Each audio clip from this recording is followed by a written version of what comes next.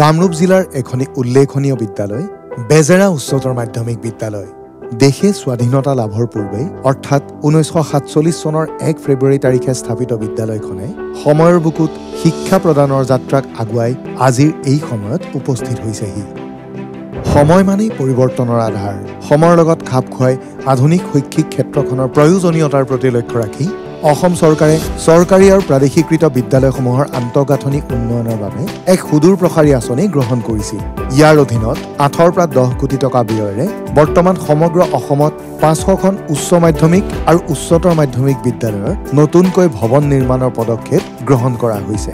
এই পদক্ষেপৰ প্ৰথমখন বিদ্যালয় হিচাপে পহিলা মাঘৰ দিনটোত বেজেৰা উচ্চতৰ মাধ্যমিক বিদ্যালয়ৰ নৱনিৰ্মিত ভৱনৰ শুভ উদ্বোধন কৰে মুখ্যমন্ত্ৰী ডক্টৰ হিমন্ত বিশ্ব শৰ্মাই।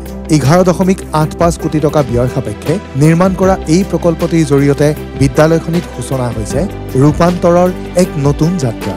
অসম চৰকাৰৰ উৎসৰ্গীকৃত প্ৰয়াসৰ নিদৰ্শন দাঙি ধৰি 3 জানুৱাৰী 2024 তাৰিখে আৰম্ভণি হোৱা প্ৰকল্পটিয়ে সম্পূৰ্ণকৰণৰ নিৰ্ধাৰিত সময়সীমাৰ প্ৰায় 6 মাহ পূৰ্বেই নিৰ্মাণ কাৰ্য সম্পন্ন কৰে। আধুনিক পৃথিৱীৰ প্ৰয়োজনীয়তাৰ প্ৰতি লক্ষ্য ৰাখি শিক্ষাৰ্থীসকলে এক সামগ্ৰিক বিকাশৰ পৰিৱেশ পাব পৰাকৈ বিদ্যালয়খনৰ এই নৱনিৰ্মিত গ্ৰাউণ্ড প্লাছ 2 মহলাযুক্ত ভৱন, এটা স্মাৰ্ট শ্ৰেণীকোঠাৰ সৈতে মুঠ 19টা শ্ৰেণীকোঠা, কম্পিউটাৰ লেব, পুথিভঁৰাল, 4টা লেবৰেটৰী, ৱৰ্কশ্বপ ৰুম আদি বিশেষ আন্তঃগাঁথনিৰ অন্তৰ্ভুক্তিৰে বিদ্যালয়ত থাকিবলগীয়া আন সকলো ব্যৱস্থা উন্নত কৰা তথা আকৰ্ষণীয় ধৰণে নিৰ্মাণ কৰা হৈছে।